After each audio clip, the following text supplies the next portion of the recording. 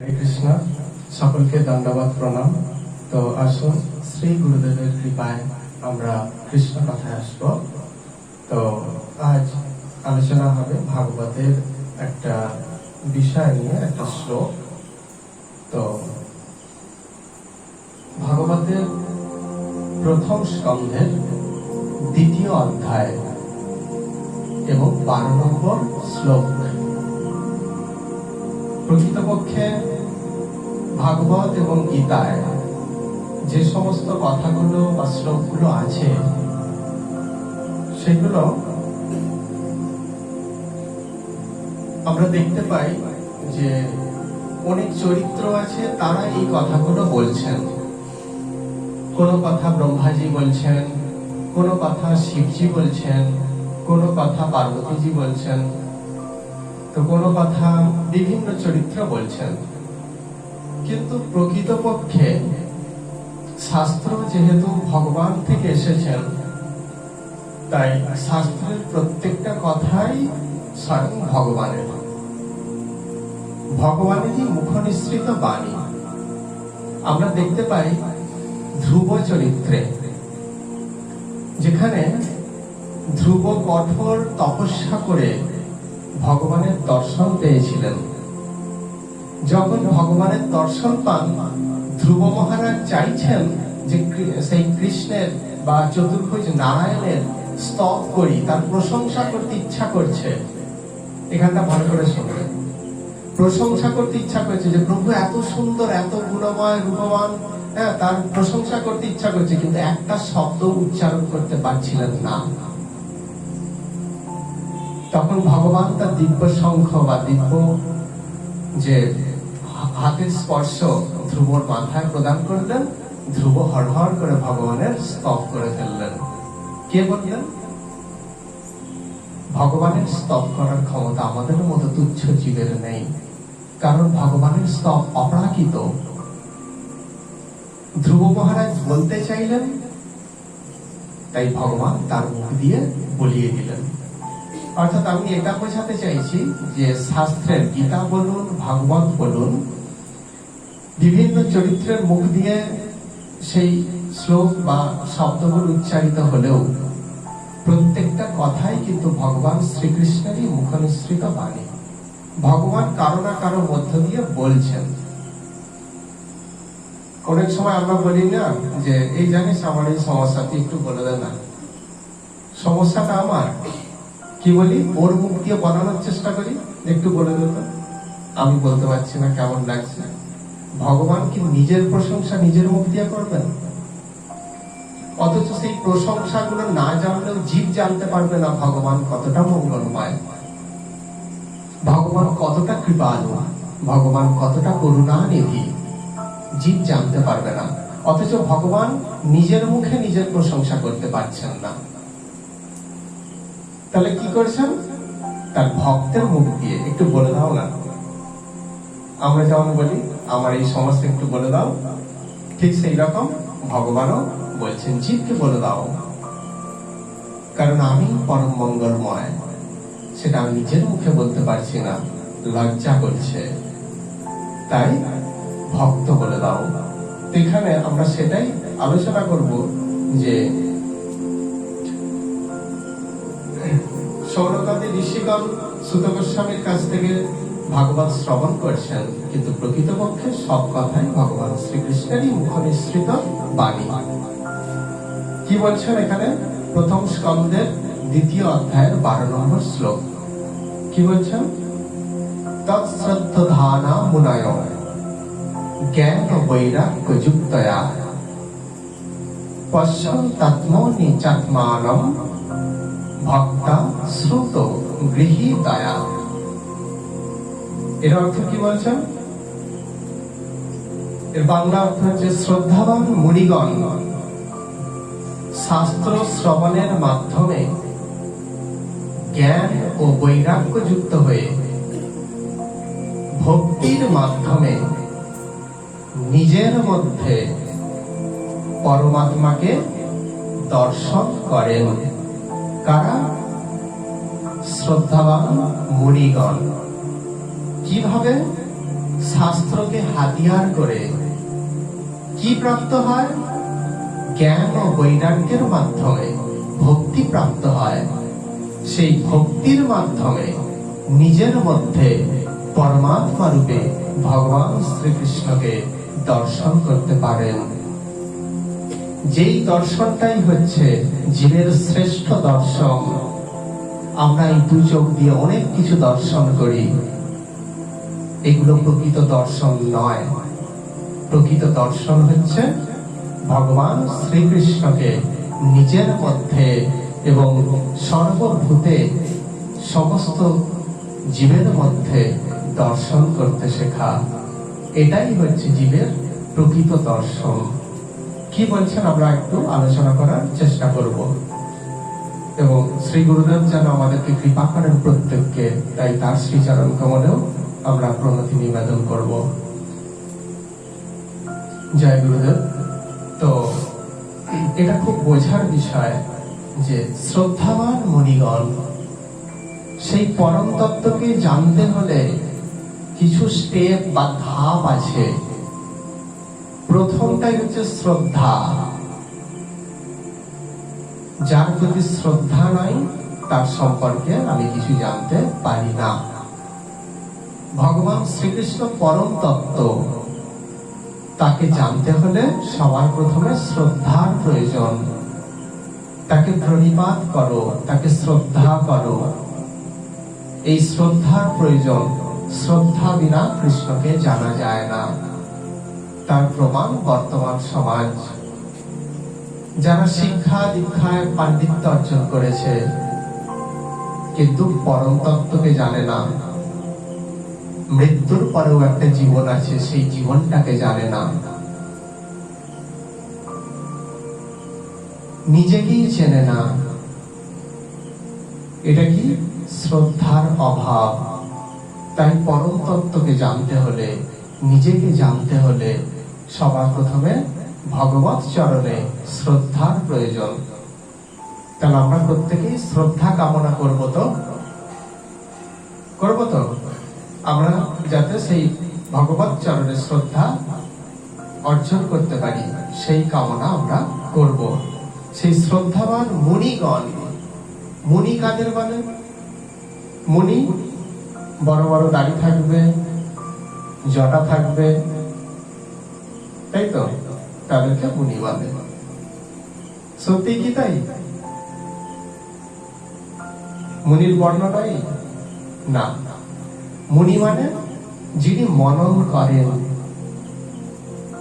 চিন্তন করেন, পরম তত্ত্বকে জানবো, পরম তত্ত্বকে জানার আগ্রহ,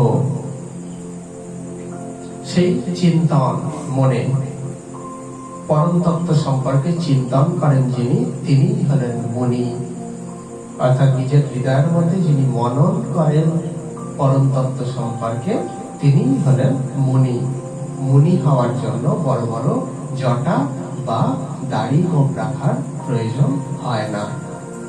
আমরা প্রত্যেকেই এক একজন মুনি হয়ে যেতে পারি। এই মুনিরা কি করেন? চিন্তন করেন। সেই চিন্তনের ফলটা সত্যি কি ঠিক? আমি এইটা ভাবলাম, এটা কি ঠিক? অনেক সময় ঠিক হতেও পারে, নাও হতে পারে। তাই কি করতে হয়? একজন বিশেষজ্ঞের কাছ থেকে জেনে নিতে হয়। আচ্ছা, আমি না এই বিষয় সম্পর্কে এইটা ভেবেছি, আচ্ছা আপনারা একটু ভেবে দেখুন তো ঠিক কিনা। তাই তো? ঠিক সেরকম মুনি মনন করছেন, কিন্তু মিলিয়ে দেখছেন কার সঙ্গে? শাস্ত্রের সঙ্গে। কি বলছেন এখানে? শ্রদ্ধাবান মুনিগণ শাস্ত্র শ্রবণের মাধ্যমে, শাস্ত্র শ্রবণ করো।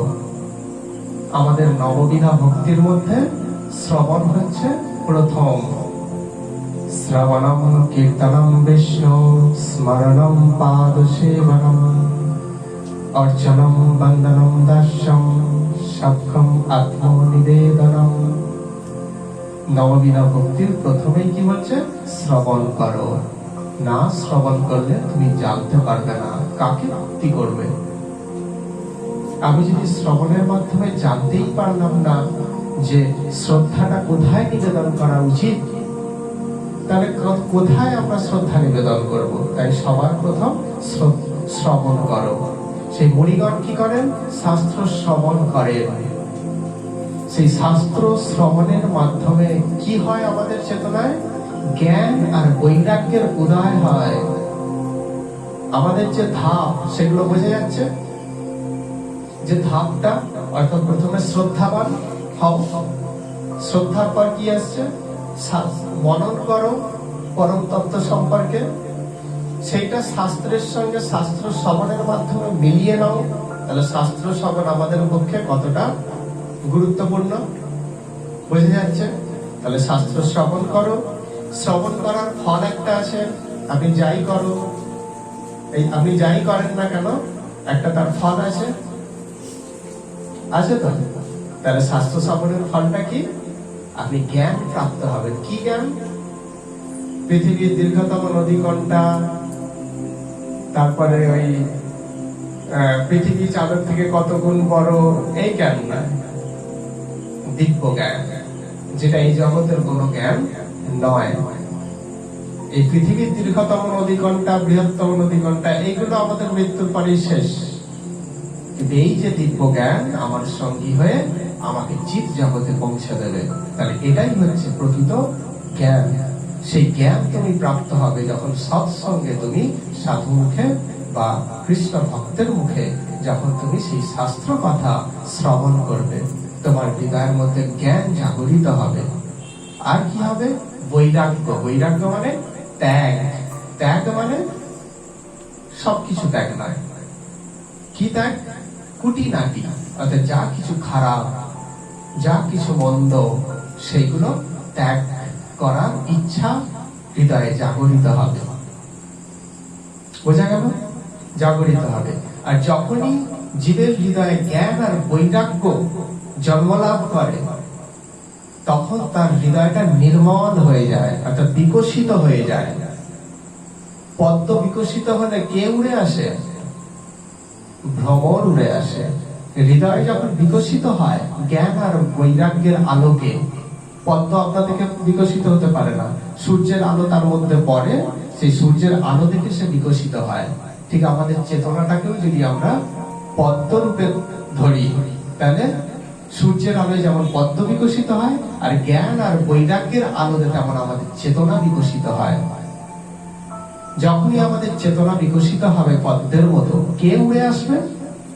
ভক্তিরূপ ভ্রমর সেখানে উড়ে আসবে। বুঝা গেল? তাহলে ভক্তিরূপ ভ্রমর যখন উড়ে আসবে, তখন সেই ভক্তির দ্বারা আমরা কি দর্শন করব? নিজের মধ্যে পরমাত্মা রূপে ভগবান যে অবস্থান করছেন, সেই পরমাত্মাকে আমরা দর্শন করতে পারবো। ভক্তি বিনা কখনোই দর্শন করতে পারা যায় না। অনেকে অনেক পথের কথা বলে ভগবত প্রাপ্তির জন্য, কিন্তু ভগবত প্রাপ্তির একটাই পথ গীতা বলে দিয়েছেন, ভক্তাদরণ্যয় শক্যম অহমেব বিধর্জিন জ্ঞাতুম দ্রষ্টুম চ তত্ত্বেন প্রবিষ্টুম চ পরম তপ। একাদশ অধ্যায়ে ভগবান শ্রীকৃষ্ণ অর্জুনকে স্পষ্ট বলে দিচ্ছেন, এই ভক্তির দ্বারাই, একমাত্র এই ভক্তির দ্বারাই জীব আমাকে জানতে পারে, আমাকে উপলব্ধি করতে পারে এবং আমাকে প্রত্যক্ষ করতে পারে, দর্শন করতে পারে। কিসের দ্বারা? ভক্তির দ্বারা। আধুনিক কোন যন্ত্রের দ্বারা, আধুনিক বৈজ্ঞানিক কোন যন্ত্রের দ্বারা ভগবানকে দর্শন করা সম্ভব নয়। সেই কথা গীতা বলে দিচ্ছে। কৃষ্ণকে দর্শন করার জন্য একটাই অনুবীক্ষণ যন্ত্রের প্রয়োজন, সেটা কি? না, ভক্তি রূপ যন্ত্র। আর দ্বিতীয় কোনো পথ নেই। তাহলে ভক্তি হচ্ছে জীবের একমাত্র শ্রেষ্ঠ বস্তু। তাহলে এই ভক্তি কখনো দিতে হবে? যখন এখানে যেটা ভাগবত বলছে, শ্রদ্ধাবান হতে হবে, মনন করতে হবে, শাস্ত্র অধ্যয়ন কিংবা শ্রবণ করতে হবে। তার ফলে জ্ঞান আর বৈরাগ্য রূপ আলোর দ্বারা আমাদের চেতনা বিকশিত হয়ে উঠবে। পদ্ম বিকশিত হলে যেমন ভ্রমর ছুটে আসে, ঠিক সেই রকম আমাদের চেতনা যখন জ্ঞান বৈরাগ্যের আলোয় বিকশিত হবে, তখন সেখানে ভক্তিরূপী ভ্রমর সেখানে উপস্থিত হবেই হবে। আর যখনই সেই ভক্তিরূপী ভ্রমণ আমাদের হৃদয়ে অর্থাৎ আমাদের চেতনা রূপ পদ্মে ছুটে আসবে, তখনও কি হবে? তখন সেই ভক্তির দ্বারা আমরা সেই আমাদের হৃদয়ের মধ্যে যে কৃষ্ণ অবস্থান করছেন আমরা তাকে দর্শন করতে পারবো। এটা গীতায় ভগবান শ্রীকৃষ্ণ বলছেন অবশ্যই যে আমি পরমাত্মা রূপে সকলের হৃদয়ে বিরাজ করি, প্রত্যেকটা জীবের মধ্যে আমি বিরাজ করি। তাহলে আমার মধ্যেও আছে কৃষ্ণ। আগের দিনে সেই আলোচনা মনে আছে নিশ্চয়ই, যে এক কৃষ্ণ কিভাবে সমগ্র জীবের মধ্যে থাকতে পারে, সেটা একটু স্মরণ করলেই আমরা বুঝতে পারবো। সেই কৃষ্ণ আমার মধ্যে বা প্রত্যেকের মধ্যে বিরাজ করছেন, শুধু তাকে দর্শন করে নেওয়া। এই হৃদয় রূপ বৃক্ষের দুই শাখায় দুজন বসে আছে আমাদের এই হৃদয়ে। উপনিষদ বলছে একটা পরমাত্মা, একটা আত্মা, দুটো পাখি। একটা পাখি কি করছে? সেই গাছের ফলগুলো খাচ্ছে, খেয়ে তারা স্বাদ মিটছে না, এটা খাচ্ছে, ওটা খাচ্ছে, এটা খাচ্ছে। আর দ্বিতীয় যে পাখি, সে চুপ করে বসে আছে সেই পাখিটার দিকে তাকিয়ে প্রেমময় দৃষ্টিতে। কিন্তু ওই পাখিটা একবারও ঘুরে সেই পাখিটার দিকে তাকাচ্ছে না, কিন্তু এই পাখিটা প্রেমময় দৃষ্টিতে চিরকাল তাকিয়ে আছে। কখন একটু আমার দিকে তাকাবে, আমি তাকে বলবো এই ফল খেয়ে তোমার পেটের খিদে কোনোদিনও মিটবে না, তুমি আমাকে দর্শন করো, আমাকে চেনো। অর্থাৎ এখানে কি, এই সংসারে আমরা কি করছি? আমরা জীবাত্মা ফল খাচ্ছি, শুধু এই ফল ওই ফল, ভোগ বাসনা অর্থাৎ ভোগ রূপ ফল আমরা খেয়েই চলেছি, কিন্তু ভোগ করে আমাদের আর স্বাদ মিটছে না। আমরা এত ভোগ করলাম, এত খেলাম, তবুও এখনো জীবের স্বাদ মিটছে না। আর কটা দিন খাই, আর কটা দিন, আর কটা দিন, আর কটা দিন। আর সেই পরমাত্মা রূপী কৃষ্ণ আমাদের দিকে তাকিয়ে আছে। এই সব খাবার খেয়ে তোমার পেট ভরবে না, আমার দিকে তাকাও, আমার দিকে তাকাও, আমার দিকে তাকাও। মানে যারা বুদ্ধিমান তারা যখন বুঝতে পারে যে এত তো খেলাম, পেট তো ভরলো না, তাহলে খেয়ে লাভ নেই, ওই পাখিটার দিকে তাকাও। তারা সেই পাখিটার দিকে যখনই দর্শন করে, তখন তারা প্রকৃত তত্ত্ব বুঝতে পেরে তখন তারা ভগবান চরণে শরণ নেয়। আর বাকি পাখিগুলো কি করে? তারা ওই খেয়ে খেয়ে তাদের জীবন শেষ, পরমাত্মাকে আর দর্শন করা হলো না। বৃথাই আসলাম আর বৃথাই গেলাম, আবার আসবো, আসছে বছর আবার হবে। তাই তো, এই হচ্ছে আমাদের জীবনের গতি। আর পান থেকে চুন খসলেই কি করি? ভগবানকে দোষারোপ করি। তাই তো, আমরা এত অপরাধ করছি, ভগবান যদি কিঞ্চিত একটু শাস্তি দেন, যখন পুরস্কৃত হবো তখন ভগবানের কথা মনে পড়ে না। আমার ট্যালেন্টে আমি পেয়েছি, আমার প্রতিভায় আমি লাভ করেছি পুরস্কার। আর যদি একটু দুঃখ পাই, তখন সেই সমস্ত দুঃখের মানে সমস্ত দায়টা গিয়ে পড়ে ভগবানের উপর। এইটাই যে আমাদের শ্রদ্ধাবান মুনিগণকে অনুসরণ করতে হবে, তারা জীবনকে কিভাবে সফল করেছেন, কিভাবে পরমাত্মার দর্শনে সফলতা অর্জন করেছেন, এটা আমাদেরকে অবশ্যই খেয়াল রাখতে হবে। আর ভাগবতের এই শ্লোকটা খুবই গুরুত্বপূর্ণ। ভাগবতের এমন কোন শ্লোক নেই যে অগুরুত্বপূর্ণ বা গুরুত্বহীন, কিছুই নেই, সবই গুরুত্বপূর্ণ। আর এর প্রত্যেকটা শ্লোকেই সত্যি অমীয় পীযুষ ধারা বর্ষিত হয়, অমৃত ধারা বর্ষিত হয়, যদি হৃদয়ঙ্গম করতে পারি। তো এইটাই আমরা অবশ্যই চিন্তা করব এবং মনন করার চেষ্টা করব যে মুনিগণ কিভাবে নিজের মধ্যে পরমাত্মাকে দর্শন করতে পারেন। তো যাই হোক, আজকে এখানেই পাঠ আমরা বিশ্রাম দেবো। হরে কৃষ্ণ। বাঞ্ছা কল্পতরুভ্যশ্চ কৃপা সিন্ধুভ্যেব চ পতিতানাং পাবনেভ্যো বৈষ্ণবেভ্যো নমো নমঃ। হরে কৃষ্ণ।